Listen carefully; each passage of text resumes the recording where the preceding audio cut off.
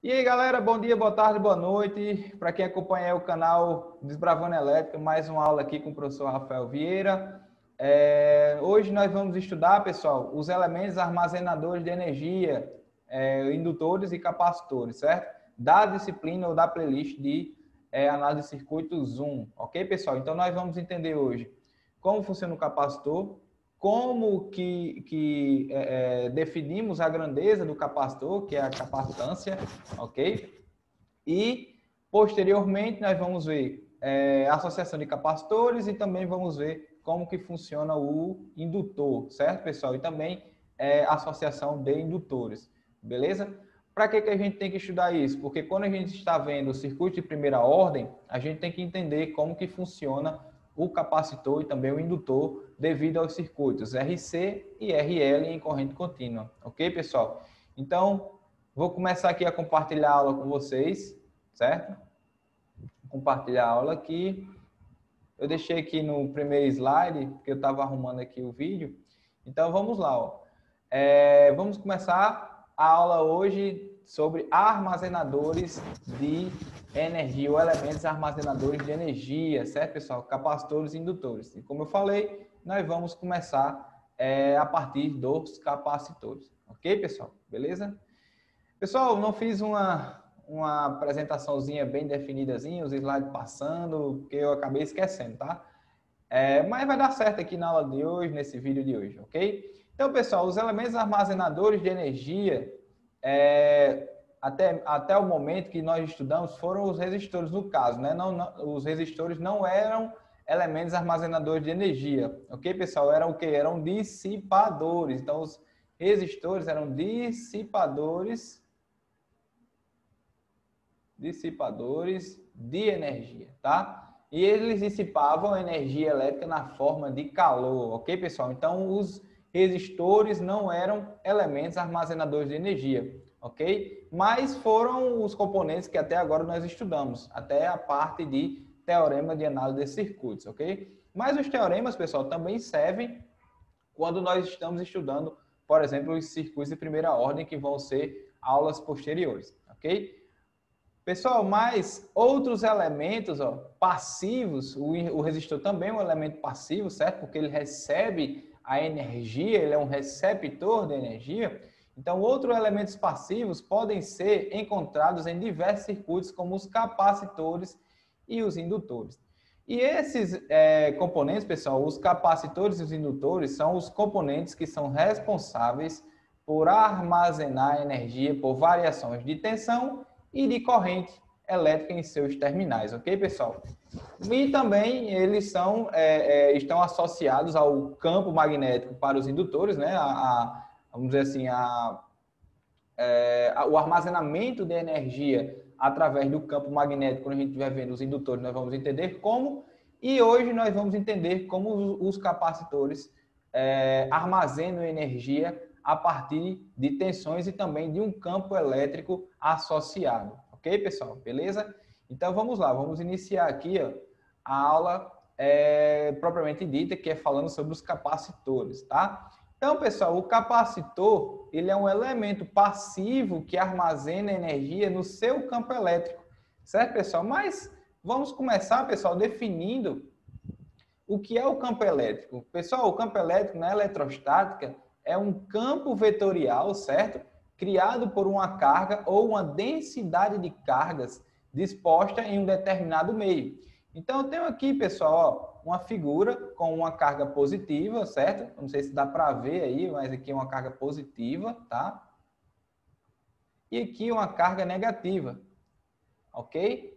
Dispostas em um determinado meio. Pode ser o vácuo, pode ser o ar, pode ser um outro meio, a água, certo?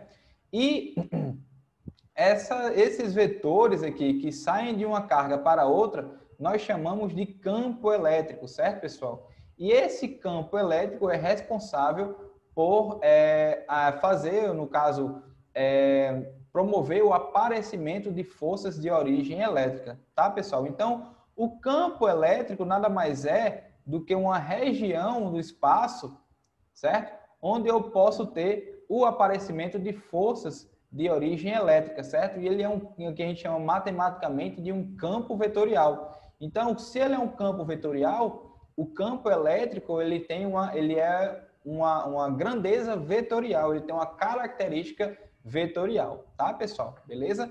Então, essa é a definição do campo elétrico. É um campo vetorial criado por uma carga ou uma densidade de cargas dispostas em um determinado meio, e esse campo elétrico favorece o aparecimento de forças de origem elétrica, tá bom, pessoal? Beleza?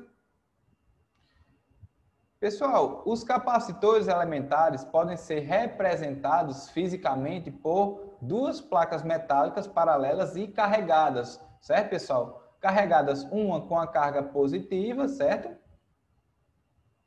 E outra com a carga negativa, tá bom?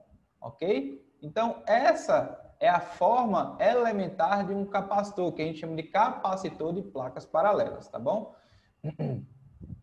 Entre as placas, pessoal, existe um dielétrico, não um dielétricos, existe um dielétrico ou isolante que separam estas placas.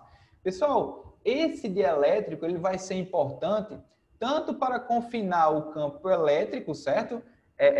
Entre as placas, tá? E proteger o capacitor de curto-circuito entre o contato das placas, e também favorece para o aumento da capacitância, ok, pessoal? Então, quanto maior o valor do dielétrico em termos de permissividade relativa, não permeabilidade, é permissividade relativa, maior é a capacitância do meu capacitor, ok? Então, pessoal, o capacitor, só resumindo aqui, ó, o capacitor de placas paralelas, ele é constituído por uma placa metálica de carga positiva, uma placa metálica com carga negativa. Entre essas placas, obviamente, como eu tenho cargas, e a gente viu no slide anterior, eu vou ter o aparecimento de um campo elétrico, certo? Direcionado da placa positiva para a placa negativa, ok? E entre as placas eu vou ter o que a gente chama de dielétrico ou isolante, tá bom?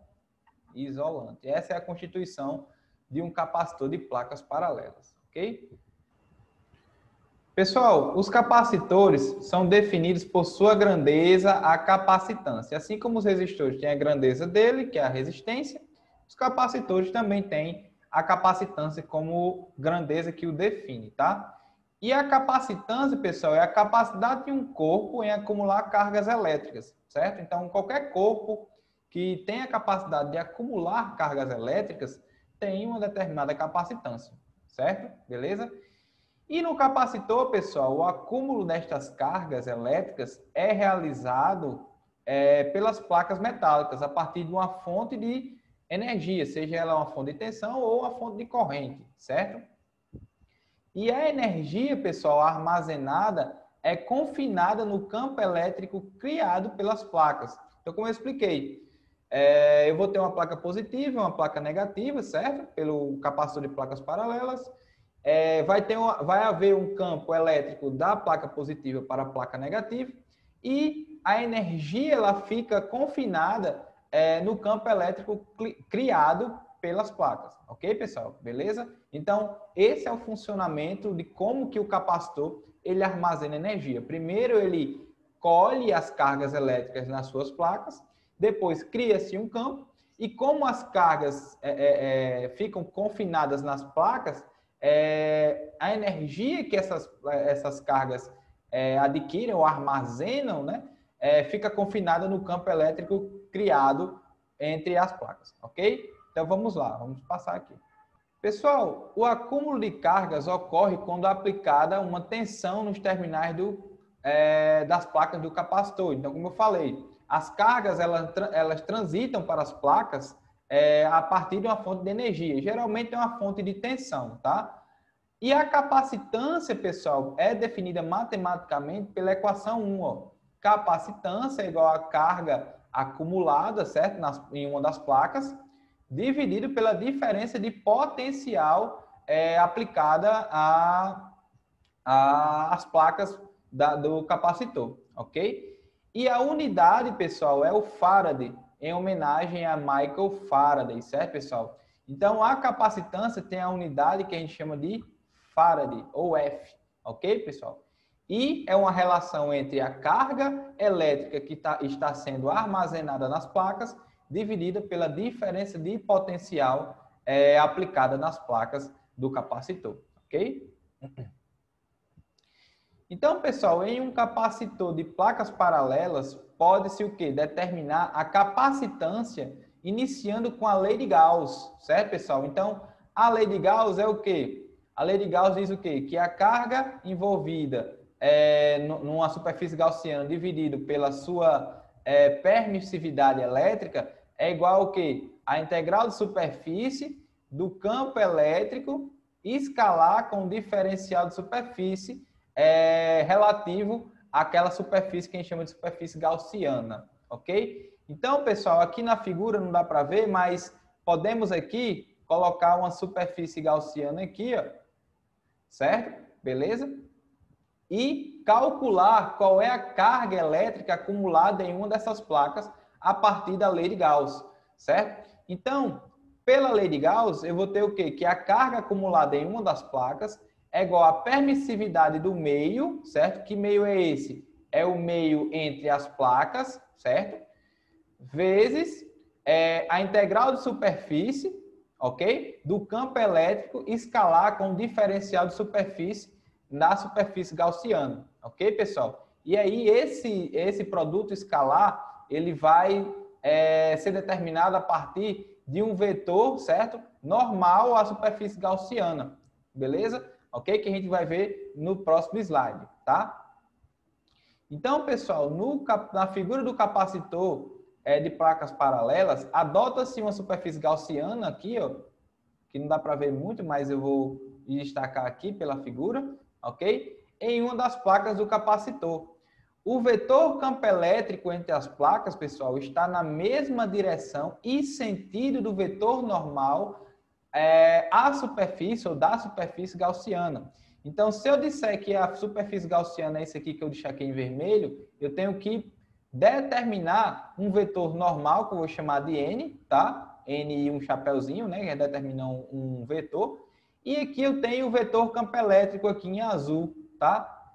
Ok? Eu determinei que o vetor que é normal à superfície gaussiana, ele sai da superfície gaussiana, ou seja, ele é perpendicular à superfície gaussiana, só que ele está na direção apontando para a saída da superfície. É como se eu tivesse aqui, ó, a superfície vista de cima e o meu vetor N, ele tem essa característica aqui, ó, apontado para fora, ok? Beleza? E o vetor campo elétrico e esse vetor tem a mesma direção e sentido. E pelo cálculo do meu produto escalar, o produto escalar é o quê? É a multiplicação, no caso, o produto dos módulos dos vetores vezes o cosseno do ângulo entre eles. Como esse vetor aqui é um vetor unitário, ele tem um módulo 1, certo? E o campo elétrico tem um módulo E, ok? E o cosseno entre o vetor campo elétrico e o vetor unitário, no caso, é igual a 0. Então, o cosseno de 0 é igual a 1, ok, pessoal? Vezes o diferencial de superfície, beleza? Ok? E esse diferencial de superfície, pessoal, é relativo à superfície gaussiana que cobre uma das placas, ok? Então, a carga elétrica agora vai ser o quê? A permissividade vezes a integral de superfície do campo elétrico vezes o cosseno de 0, que é igual a 1, vezes o diferencial de superfície, ok, pessoal? Beleza? Colocando esse diferencial de superfície em termos de área da placa, né? Então, o campo elétrico ele se torna constante, ele sai da integral. Então, eu vou ter o quê? Somente a integral de superfície da superfície fechada ds, certo? Dentro da integral. E a integral de superfície de ds é a própria superfície, certo? A própria área de superfície estudada ou coberta, no caso, pela superfície gaussiana, tá? Então, o resultado da minha carga elétrica acumulada em uma das placas é o quê? É a permissividade do meio, certo? Entre as placas, vezes o módulo do vetor campo elétrico vezes a área da superfície de uma das placas. Certo, pessoal? Beleza? Tranquilo? Então, é assim que a gente calcula a carga elétrica, certo? Em uma das placas do capacitor de placas paralelas. Beleza? Pessoal, na lei de Gauss, vista anteriormente, no slide anterior, né? S representa a superfície ou a área de superfície da superfície gaussiana, certo? Analisada, que para este problema do capacitor de placas paralelas, quando resolvida a integral de superfície, será igual à placa, ou a área da placa metálica, desculpa, certo, pessoal? Então, essa área S aqui, ela corresponde ao quê? A área da placa, certo? Da placa no qual a superfície gaussiana estava inserida, ok? Tranquilo? E o campo elétrico, pessoal, não o campos elétricos, não campo elétricos, se relaciona também com a diferença. Eu estou escrevendo errado, viu? Diferença, pessoal. Diferença de potencial entre as placas do capacitor, certo? Pessoal, me desculpem aí o erro de digitação, ok? Mas, pessoal, a diferença de potencial pode ser calculada pelo quê? Ó? A diferença de potencial é igual ao negativo, certo? Da integral de linha do campo elétrico escalar com um vetor diferencial de comprimento, certo, pessoal? Eu acho que a gente viu isso nas primeiras aulas de análise de circuitos 1, ok? Que a diferença de potencial é a relação dela com o campo elétrico, é uma integral de linha do vetor campo elétrico escalar com diferencial de comprimento, ok? Pessoal, na figura do capacitor de placas paralelas, o sentido preferencial do diferencial de comprimento é oposto ao sentido do campo elétrico, certo? Entre as placas metálicas, e o resultado da integral 4, que é a integral de linha, né, da tensão com relação ao campo elétrico, deve ser definido como. Então, eu tenho aqui o meu capacitor de placas paralelas, isso aqui em verde me dá o sentido de integração, ou trajetória, né, de integração que está aqui, ó, a trajetória do sentido de integração da minha integral de linha, que vai da placa negativa até a placa positiva. O campo elétrico, pessoal, ele está no sentido da placa positiva para a placa o quê? Negativa. Então, o vetor campo elétrico está no sentido oposto à trajetória de integração, tá? Ok? Então, aplicando lá na minha equação 4, ó, a minha diferença de potencial vai ser o quê? Menos a integral de 0 até D, onde D é a distância entre as placas daqui, ó, beleza? Então, eu vou integrar aqui do início da minha trajetória de integração, né? Eu vou chamar aqui de 0, né? No ponto 0, até o ponto D aqui, ok, pessoal? Se eu traçar aqui, por exemplo, o meu plano cartesiano, tá? Dizendo que aqui é 0 e aqui é D no eixo Y, ok? Então, a integral de linha de 0 a D, no caso a integral definida de 0 a D, certo? E agora eu vou definir o produto escalar. Como os vetores campo elétrico e a trajetória de integração têm sentidos opostos, o ângulo entre eles vai ser o quê? Ó? 180 graus ou π radianos, ok? E cosseno de π radianos é igual a menos 1. E o menos 1 multiplicado com o negativo aqui fora vai dar positivo, certo? Então aqui, pessoal, vai ficar o quê? O E, né, que é o meu campo elétrico, no caso, é a magnitude do meu campo elétrico aqui, né, é o módulo do meu campo elétrico, vezes o diferencial de comprimento, certo? Agora em termos também de módulo, tá?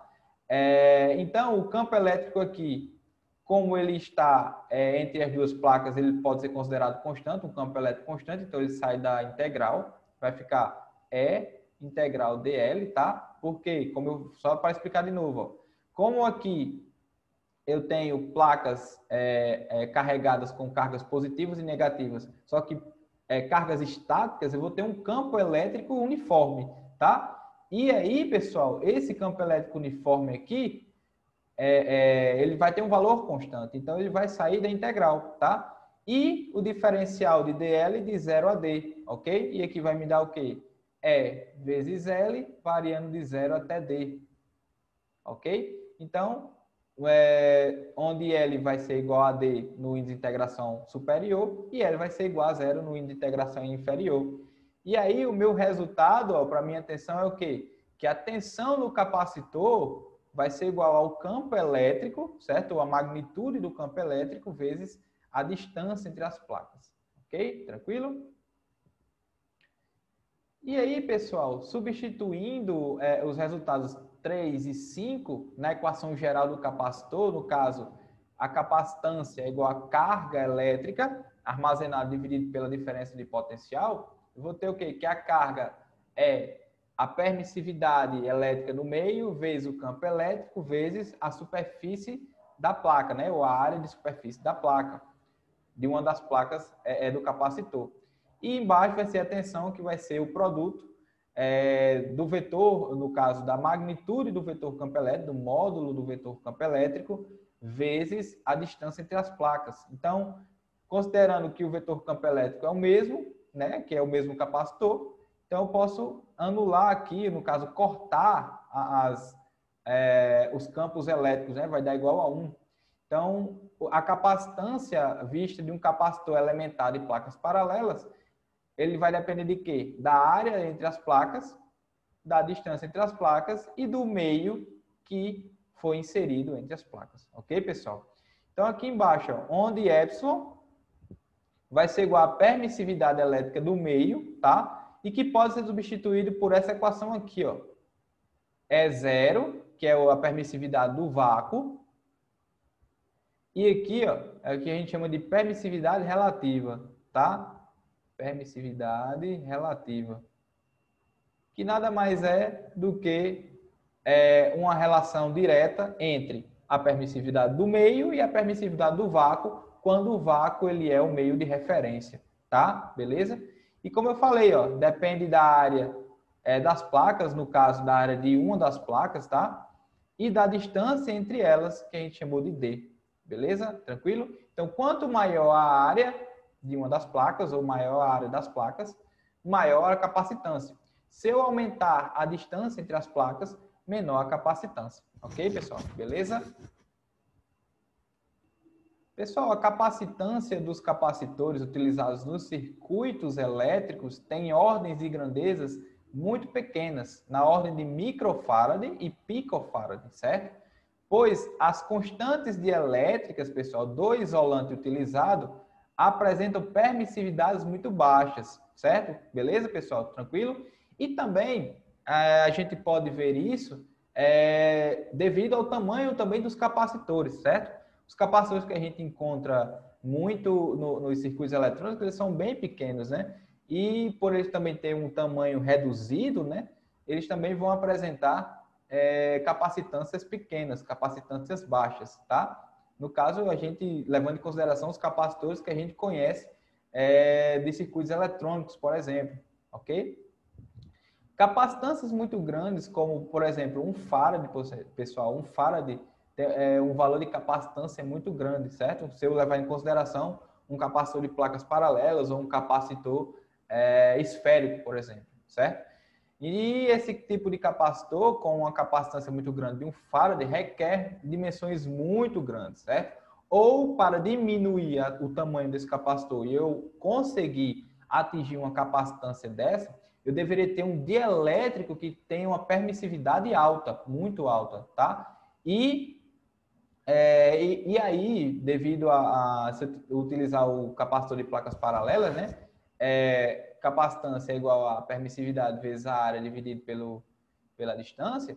Se eu manter isso aqui pequeno, isso aqui também pequeno, e aumentar muito isso aqui, a capacitância tende a aumentar bastante. Então, por isso que eu preciso ter um dielétrico com uma permissividade relativa muito grande com relação ao vácuo, tá, pessoal? Para ter uma capacitância muito grande. Mas não é isso que a gente encontra. A gente encontra capacitores na faixa de micro ou picofarad. Até milifarad também pode ser encontrados, tá? Porém, pessoal, capacitores nessa ordem de grandeza podem armazenar boas quantidades de energia. Então, mesmo sendo pequenos, os capacitores podem armazenar uma boa quantidade de energia, ok, pessoal? Tranquilo? E esses capacitores também têm outras funções, tem funções de filtro, funções de regular questão de potência reativa, instalações elétricas, tem outras funções o capacitor, ok? Mas esses capacitores da ordem picofarad, microfarad, em várias situações, tem valores de armazenamento de energia suficiente para aquela determinada função e também determinada aplicação, ok? Tranquilo? Pessoal, a capacitância é uma constante de proporcionalidade entre a carga elétrica e a tensão aplicada nos terminais do capacitor. Então, se eu isolar a carga elétrica lá da minha equação fundamental do capacitor, da capacitância, e aplicar em ambos os lados da equação 1, né, que é a equação da capacitância, o diferencial, no caso, aplicar a derivada dos dois lados, eu vou ter o quê? Que o diferencial de carga vai ser igual à constante de proporcionalidade, né, que é a capacitância, vezes o diferencial de tensão, o diferencial de diferença de potencial. Olha aí o negócio, diferencial de diferença de potencial. Mas vamos chamar de diferencial de tensão, o dV. Ok, pessoal? Tranquilo? Para que eu estou fazendo isso? Para a gente definir algumas equações, que é a equação da tensão, e a equação da tensão e a equação da corrente do capacitor. Ok?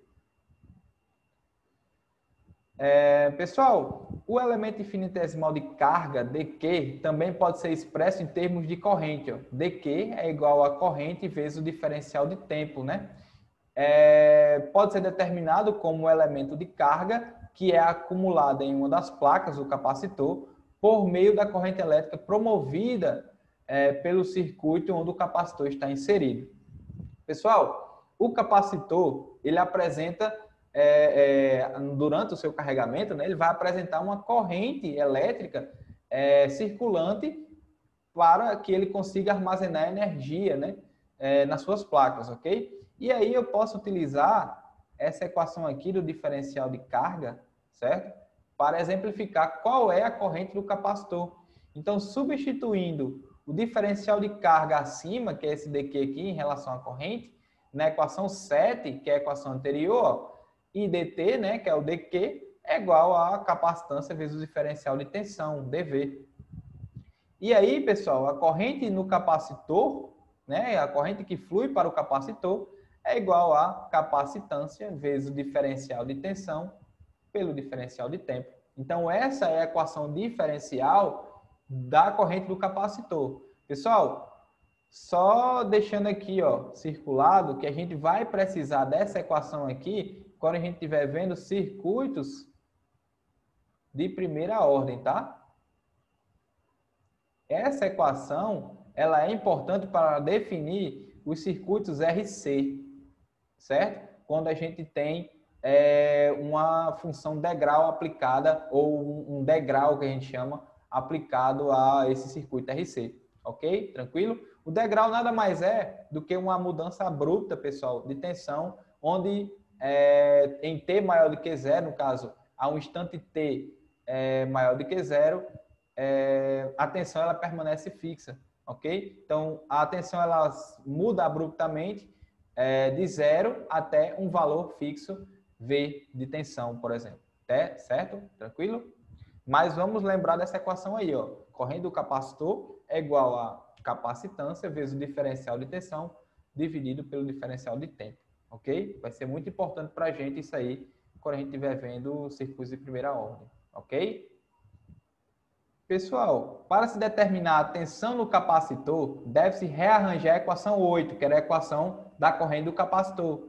E aí, pessoal, isolando o diferencial de tensão e aplicando a integração dos dois lados da equação 8, eu vou ter o seguinte, ó, dV, né, isolando aqui o diferencial de tensão, é igual a corrente do capacitor vezes o diferencial de tempo dividido pela capacitância, certo? Beleza? E aí, passando os is de integração aqui e aqui, ó, VC, no caso, a tensão do capacitor, certo? É 1 dividido pela capacitância, já que a capacitância ela é uma constante, né? Uma constante de proporcionalidade, da integral de menos infinito até um tempo t, da corrente do capacitor vezes o diferencial de tempo. Pessoal, esse índice de integração menos infinito, ele representa o quê? O comportamento do capacitor em repouso antes do processo de carregamento ou de descarregamento, certo, pessoal? Pessoal, quando o capacitor ele está em repouso, ele pode ter ou não ter uma carga já associada, ok? No processo de carregamento, ele geralmente não tem uma carga acumulada, mas pode ser que tenha. No modelo, quando a gente estiver vendo os circuitos de primeira ordem, a gente pode dizer que o capacitor, em algum momento, ele foi carregado a uma determinada carga, a uma determinada tensão, e quando aplicado uma outra tensão, ele termina de se carregar e chega à sua estabilidade, ok? E quando ele está no processo de descarregamento, aí ele vai ter, sim, uma carga já acumulada, certo? Ok? Então, esse menos infinito aqui, pessoal, representa o tempo que o capacitor ficou com aquela carga inicial acumulada, certo? Tranquilo? E o tempo T é quando o capacitor ele já está totalmente carregado ou quando o capacitor está totalmente descarregado.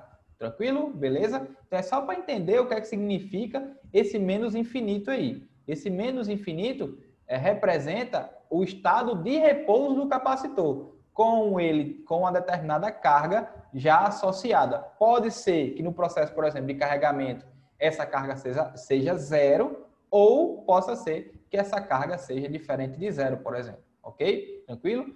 Quando a gente estiver vendo circuito de primeira ordem, a gente vai chamar isso de tempo menor, T menor do que zero, certo? Quando o capacitor está totalmente carregado ou ele está totalmente descarregado, tá? Ou parcialmente carregado, ok? Pessoal, a equação 9 pode ser estendida com a definição de integração imprópria, não equação imprópria, né? Integração imprópria, tá, pessoal? E como é que a gente aplica essa integração imprópria? Lembra lá do cálculo 2, o que é integração imprópria? A integração imprópria, pessoal, é quando a gente está integrando uma determinada integral, óbvio, e um dos seus limites de integração ou é menos infinito ou mais infinito, ou é um ponto no qual não existe no domínio daquela função, certo? Mas, em alguns casos, a integral, mesmo não tendo uma existência do índice de integração na função da integral, pode ser que ela exista, certo? E aí, a gente trabalha com o limite, né? Tranquilo? E agora, pessoal, eu chamei aqui, ó, esse limite de TA tendendo a menos infinito, certo? Eu chamei TA, que é o tempo antes do processo de carregamento ou de descarregamento do capacitor, ok? Beleza? Então, a minha tensão do capacitor vai ser o quê? 1 dividido pela capacitância, certo? Limite de TA tendendo a menos infinito, da integral de TA, né? Eu só fiz substituir aqui, ó, menos infinito em TA, né? Como TA tende a menos infinito, eu substituí aqui na minha integral, tá? De TA até T0, ok? Onde T0 eu chamei aqui de tempo inicial de carga ou de descarga do capacitor, da corrente do capacitor vezes o diferencial de tempo, mais a integral de T0 até T, o T final, né, no final do processo, também da corrente do capacitor vezes o diferencial de tempo. Ok, pessoal? Tranquilo? Então, isso daqui é desmembrar a equação 9 em termos de integração imprópria. Ok? E só reforçando aqui, ó, onde TA é o tempo, onde o limite de integração é posto antes do processo de carregamento ou de descarregamento do capacitor. T0 é o instante inicial de funcionamento do capacitor, ou seja, de carga ou de descarga, certo? Beleza? E T é o tempo ou instante final de funcionamento do capacitor, quando ele carrega ou ele está descarregando ou descarregado. Ok, pessoal? Tranquilo? Beleza? E aí, para a gente achar a tensão do capacitor, a gente deve resolver aí essa integral imprópria, ok? Beleza? Ou essa equação aí com essa integral imprópria como parcela, ok, pessoal? Beleza? Pessoal, de acordo com a definição de integração imprópria do cálculo 2, né? A integral é convergente se o limite aplicado na integral existe e for finito, certo, pessoal? Então, o valor, no caso, a integral imprópria lá, com aquele limite aplicado em menos infinito, ele será convergente se existir o quê? Um valor para a integral e se esse valor ele é finito. Ok, pessoal? Beleza? Tranquilo? Então, considerando que o capacitor é limitado, pessoal, pela sua capacitância, então, a capacitância do capacitor ele não tem valores infinitos, a não ser que eu tivesse um capacitor de tamanho infinitos, ok? Mas vamos jogar aqui para a realidade, né? A capacitância depende do tamanho do corpo. Como eu não posso ter, não tenho como ter realmente um capacitor de tamanhos infinitos, a quantidade de carga e de energia acumulada ela é finita. Tranquilo? Beleza? Então, a quantidade de carga elétrica armazenada também é limitada, como eu falei agora, certo? É finita e também limitada, né? São sinônimos aí. Então, dessa forma, pessoal, o limite da integral imprópria existe, tornando-a convergente. Então, se a capacitância ela é limitada, a quantidade de carga elétrica e de energia acumulada também é limitada. E aí, aquela integral imprópria aqui, ó, essa integral imprópria aqui, ela apresenta um valor convergente, certo? Ela converge para um determinado valor, certo? Beleza? E esse valor a gente vai chamar de carga inicial ou tensão inicial, certo? Que a gente vai ver nos próximos slides. Então, pessoal, o resultado para a tensão no capacitor será o seguinte, ó. Tensão no capacitor vai ser o quê? 1 sobre C vezes a carga no tempo T0, certo, pessoal? Então, aqui é a carga acumulada, certo? No tempo T0, como eu falei, o capacitor ele pode ter uma carga já acumulada previamente, ok? Eu vou chamar de Q no tempo T0, mais a integral de T0 até T da corrente do capacitor vezes o diferencial de tempo. Fazendo o quê? Q T0 dividido por C, pela equação geral, né? V é igual a carga dividido pela capacitância. Então, se a carga inicial dividida pela capacitância vai me dar uma tensão, eu vou chamar isso aqui de tensão inicial, certo? Se eu tenho uma carga inicial no capacitor, ok? Eu também vou ter associada uma tensão inicial nas placas do capacitor, beleza? Isso é somado ao quê? A 1 dividido por C, ou 1 dividido pela capacitância, da integral de T0 até T, ou seja, do tempo inicial de carregamento ou de descarregamento do capacitor, até o tempo final de carregamento ou de descarregamento do capacitor, de C dt, certo? Então, essa é a equação da tensão do capacitor em termos de carga e de corrente do capacitor, certo? Então, a tensão no capacitor, pessoal, é a soma da tensão no instante inicial, quando o capacitor é alimentado, e a parcela de tensão durante o funcionamento do capacitor, certo?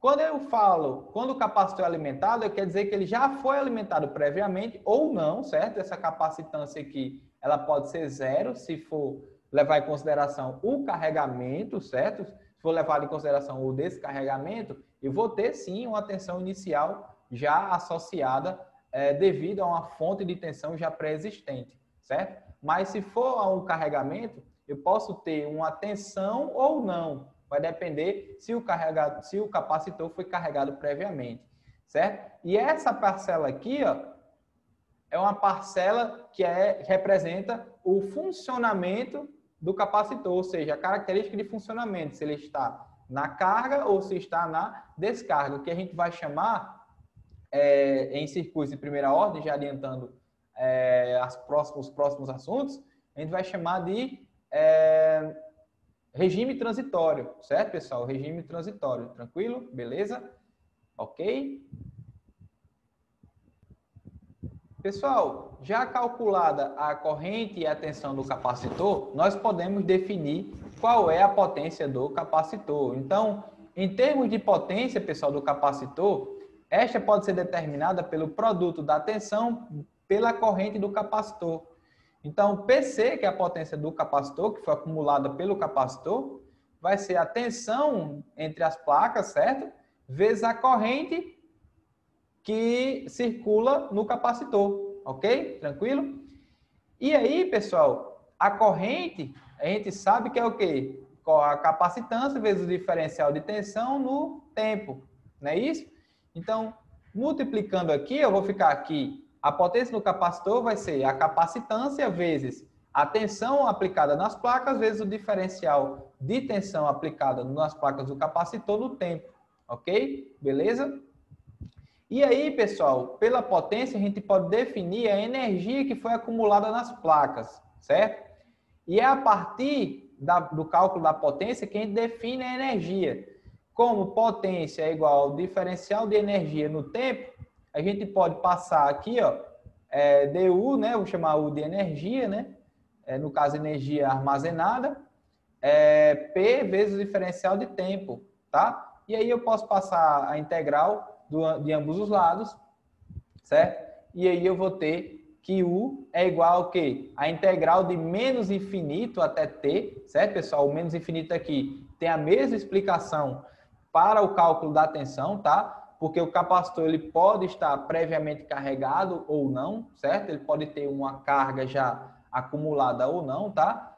E T seria o tempo final durante o processo de carregamento ou de descarregamento. Pessoal, quando eu estou falando de energia armazenada, eu vou me deter ao carregamento, né? Se eu estou armazenando energia, eu vou me deter ao processo de carregamento, ok? Tranquilo?